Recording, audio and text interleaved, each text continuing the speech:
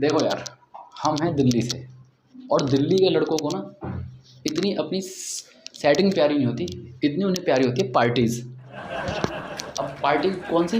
वो भी annual party, जिसमें सिर्फ और सिर्फ लड़के जाते हैं, कंपनी की एनुअल पार्टी। ठीक है, वहाँ ना तो कोई देखने वाला ना कोई सुनने वाला। तो मैं जिस कंपनी में ज्वाइन हुआ था ना, देखो मेरी किस्मत इतनी बढ़िया थी कि मैंने जब अपनी पुरानी कंपनी को छोड़ा था तो वहाँ से भी एनुअल पार्टी लेकर के आया था, और जिस कंपनी में ज्वाइन हुआ था उसमें अगले हफ्ते एनुअल पार्टी थी। अब मेरी पुरानी कंपनी क्या बताऊँ तुम्हें, वो थी कार्गो लॉजिस्टिक कंपनी एक, और मैं था उसमें कॉन्फिडेंशियल डिलीवरी पे। तो एक दिन ऐसा हुआ, मुझे बोला गया कि आपको पार्सल लेकर के एक शहर से दूसरे शहर जाना है, और जाना कहाँ था? सपनों की नगरी।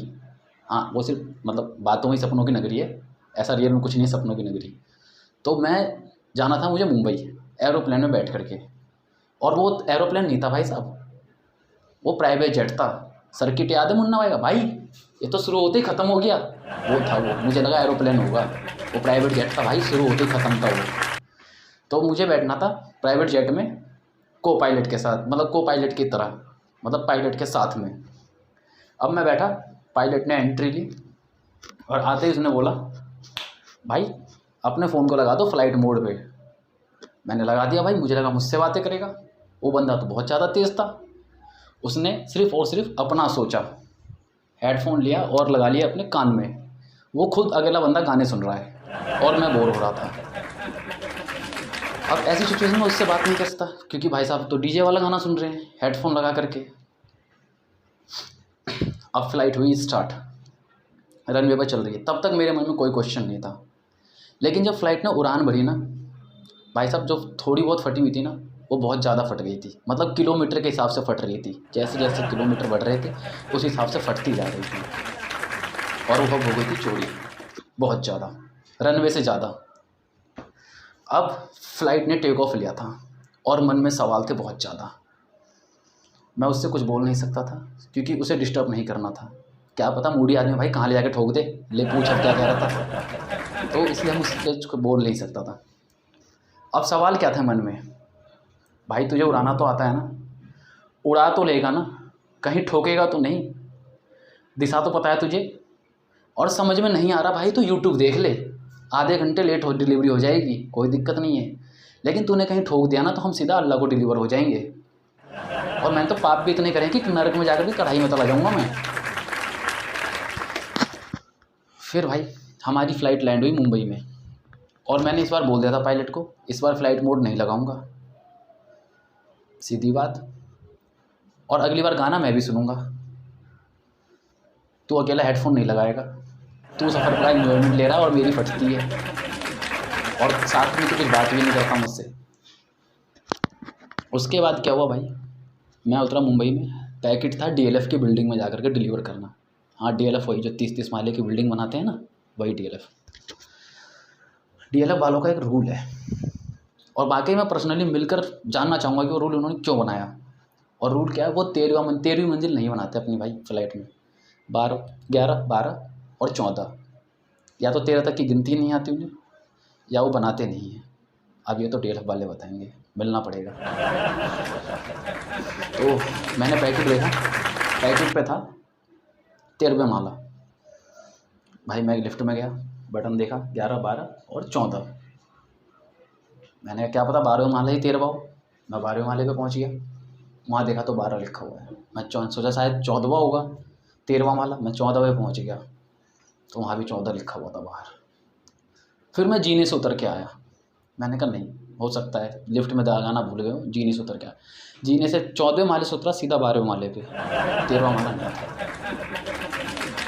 अब इतनी मेरी फ्लाइट में नहीं फटी थी, इतनी यहाँ फट गई थी। 13वां माला कहाँ चला? इतने बड़े इंजीनियरों ने इतनी बड़ी बिल्डिंग बनाई है 30 माले की, उनको तो 13 तक गिनती आती होगी ना भाई, तो ऐसे तो गायब हो नहीं सकता। अच्छा, अब मैंने फ़िल्म देख रखी थी भूत फिल्म देखी होगी आपने, अजय देवगन की। तो कहीं वो फ्लैट ही भूत या ना हो, या फिर मैं चूत हूँ। भाई मैं आया नीचे गार्ड के पास, और मैंने गार्ड को बताया, वहाँ भाई 13वें माले का पैकेट है। अब उस गार्ड ने मुझे ऐसी शक वाली नज़रों से देखा, यकीन मानो जैसे मैंने उसकी बेटी का हाथ मांग लिया हो उससे। मैंने कहा भाई एक बात बताओ, ऐसे क्यों देख रहे हो? कह रहा हो तुम पूछ ही ऐसे सवाल रहे हो बेटा, जैसे वो पुरानी हिंदी फिल्मों में नहीं आता एक गार्ड, नहीं बेटा उस बिल्डिंग में मत जाना, वहाँ बहुत बड़ा भूत है। अरे इसकी माँ की भूत है। तो हमने क्या करा, मैंने बताया सर ये 13वां महले का पैकेट है, आप मुझे बताइए। तो उन्होंने बोला नहीं बेटा इसमें 13वां महला नहीं है। अब मेरे मन में एक और सवाल, मतलब देख क्यूरियोसिटी बढ़ती जाती है भाई, जब तुम कहीं बाहर जाते हो ना बहुत ज़्यादा क्यूरियोसिटी बढ़ती है, ऐसी हरकतें हो ना तब और ज़्यादा बढ़ जाती हैं लाइफ में। अब मेरा सवाल था ये बंदा कौन है जो 13वें महले पे पैकेट मंगा रहा है और चाह क्या रहा है मुझसे? मैंने भाई हिम्मत करी और उसे कॉल किया। अब उस बंदे का देख रहे हो जवाब क्या था उधर से, भाई इतना दिमाग तुम में होना चाहिए ना, अगर 13वां महला नहीं है तो बंदा 14वें महले पे रहता होगा। मैंने कहा ठीक है ये भी मेरी गलती है, मुझे 14वें महले पे पूछना चाहिए था। और फिर मैंने वो जैसे तैसे पैकेट डिलीवर किया, वापस आया और आते ही मैंने दे दिया रिज़ाइन। मैंने कहा ऐसा है अगर ऐसे 1-2 कस्टमर और मिल गए तो मुझे पूरी मुंबई ढूंढनी पड़ेगी, क्योंकि मान लो अगर अंधेरी का पैकेट है तो वो कहेगा तूने बोरीवली में आके क्यों नहीं पूछा भाई। इसलिए मैंने दे दिया था रिज़ाइन और मैं आ गया दिल्ली। और यहाँ मैंने ज्वाइन किया एक कंपनी, मेरा दोस्त काम करता था आकाश, उसने मुझे लगवाया। अब क्या था, यहाँ थी एनुअल पार्टी का डे आया, लंच टाइम था, हम सब खाना खा रहे थे, आकाश खाना नहीं खा रहा था। हमने उससे लॉजिक पूछा भाई तू क्यों नहीं खा रहा है, व्रत है क्या तेरा? तो उसने बताया कि उसकी बंदी का आया था फ़ोन। अच्छा दोस्त की जो जीएफ होती है ना भाई, वो अपने ब्रेन का ना 100% यूज़ कर चुकी होती हैं, यकीन मानो। उसने बताया कि उसकी बंदी ने उसे खाने के लिए मना करा, अगर वो खा लेगा तो शाम को पार्टी में क्या खाएगा। ऐसे ही एक लॉजिक मेरे दोस्त की बंदी का था, उसकी घर में लड़ाई हुई थी उसकी बहन से, उसकी बहन और उसने मिल के फ़ोन लिया था, फ़ोन भी पैसे मिला करके, एंड्रॉयड फ़ोन था ना इसलिए। तो अब क्या हुआ, जो एंड्रॉयड फ़ोन लिया था उन्होंने, उस फ़ोन में आधा आधा हिस्सा था दोनों का। जैसे मान लीजिए सिम, अगर फ़ोन इसका है तो सिम कार्ड उसकी बहन का है, और सिम कार्ड इसका है तो बैलेंस उसके पापा का है। मतलब फ़ोन किस्तों पे चल रहा था, और फ़ोन को भी बहुत संभाल के रखते थे वो लोग, मतलब हाई सिक्योरिटी। इतनी ना Z+ सिक्योरिटी मोदी की नहीं थी, इतनी फ़ोन की थी। क्यों? क्योंकि उसमें सबका पैसा मिला हुआ था। अब हुआ क्या, इसको बात करनी थी अपने बंदे से और उसकी बहन को करनी थी अपने बंदे से, दोनों लड़ रहे थे। तो उन्होंने मसले का हल निकाला, तू फ़ोन रख मैं चार्जर रखूँगी। इसने लड़ झगड़ के डाटा केबल ले लिया था। अब डाटा केबल में क्या करा, इसने दिमाग लगाया, अडेप्टर उसके पास है लेकिन डाटा केबल मेरे पास है, और फ़ोन को चाहिए होती है बिजली, चाहे वो अडेप्टर से आए चाहे डायरेक्ट बोर्ड से। अब उसने क्या करा, तार काटा, बोर्ड लगाया, और जो अपने ब्रेन का 100% यूज़ कर चुकी थी उसका और इस्तेमाल किया आगे तक, हाई एडवांटेज। फ़ोन लगाया और तार लगा के कर दिया बोर्ड चालू। यकीन मानो दोस्तों, फ़ोन ऐसा चार्ज हुआ, आज तक उसकी बैटरी फुल है, अब तक 3 साल से डाउन नहीं हुई है, और दोबारा कभी चार्ज भी नहीं हुआ वो, अब तक चार्ज है। कभी ट्राई करो, तुम्हारे फ़ोन की बैटरी ऐसी चलेगी। अब इसने क्या बताया था, आकाश की गर्लफ्रेंड ने इसको, कि भाई खाना मत खाना शाम तक। हमने कहा यार बात तो लॉजिक वाली है। ऐसा होता है जब दोस्त चूतिया हो ना तो उसका असर तुम पे पड़ता है, मानो हम पे भी असर हुआ। हम भी 3 एम्प्लॉय साथ में थे, हमने कहा यार हम भी नहीं खाएंगे, और हम सब ने खाना खिला दिया गाय को। अब हो रहा है वेट शाम के 8 बजे का, और जो मेरे साथ के शकील नाम का एक लड़का था एम्प्लॉय, जिसने पेट भर खाना खा लिया था, वो प्लान सुनने के बाद मुँह में उंगली कर रहा है, उल्टियाँ कर रहा है, कह रहा है भाई मैं भी खाना पूरा खाऊंगा, क्योंकि जाना था नोएडा और पैसा करना था वसूल। अब आ गई रात, 8 बज रहे हैं, हमने फैसला किया हम जाएंगे मेट्रो से और शकील आएगा बाइक से, क्योंकि बाप बाइक अलाउ नहीं कर रहा था मेरा।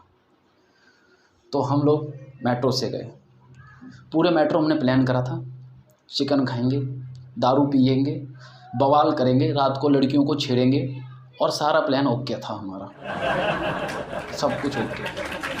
हम लोग टाइम से पहुंच गए, घर से निकले 8 बजे, 10:30 बजे रेडिएशन ब्लू पहुंचे, आधा चिकन का आइटम ख़त्म हो चुका था। अब जो भूख हमने सुबह से लगा रखी थी अपने खाने के लिए, वो आधा आइटम ख़त्म हो चुका है, और आधा बचा हुआ है, और मैं देख रहा हूँ आकाश की तरफ और उसकी बंदी को याद कर रहा हूँ बहुत अच्छी तरीके से। अब क्या हुआ, हमने खाना खाया, दारू पी। देखो यार, तुम जब दोस्तों के साथ हो ना तो दारू मत पियो, क्योंकि दारू पीने के बाद तुम्हारा दोस्त है चूतिया, और पीने के बाद वो उससे बड़ा वादा हो जाता है, लेवल थोड़ा सा बढ़ जाता है। अब क्या हुआ, पीने के बाद जब लड़के से होते हैं ना सिर्फ पार्टी में, तो वो करते हैं बकचोदी आपस में। कोई कच्छा खोल के नाच रहा है डीजे पे, कोई मेरा लहंगा उड़ता जाए आसमान में, ऐसे ऐसे गानों की फरमाइश कर रहा है डीजे वाले से। डीजे वाला गूगल कर रहा है ऐसा कौन सा गाना है, गूगल कह रहा है बक भोसड़ी का ऐसा कोई गाना नहीं होता, और गाने का रियल नेम है तो लहंगा उठा दे हम रिमोट से। देख रहे हो कि मतलब भाई पीने के बाद दिमाग कहाँ से लगा रहे हैं, बहुत ऊपर तक जा रहा है दिमाग। अब क्या हुआ, ऐसे सिचुएशन में बियर उड़ा रहे थे डीजे पे, डीजे वाले ने बोला भाई बियर नहीं उड़ा सकते, तो साले क्या उड़ा रहे हैं, कुर्सी होती है ना लोहे की, वो नचा रहे हैं बियर की जगह, ये नहीं तो कुर्सी सही उठा के फेंक के मारा, पहले डीजे तोड़ा, बाद में एक बंदे का सर फोड़ा।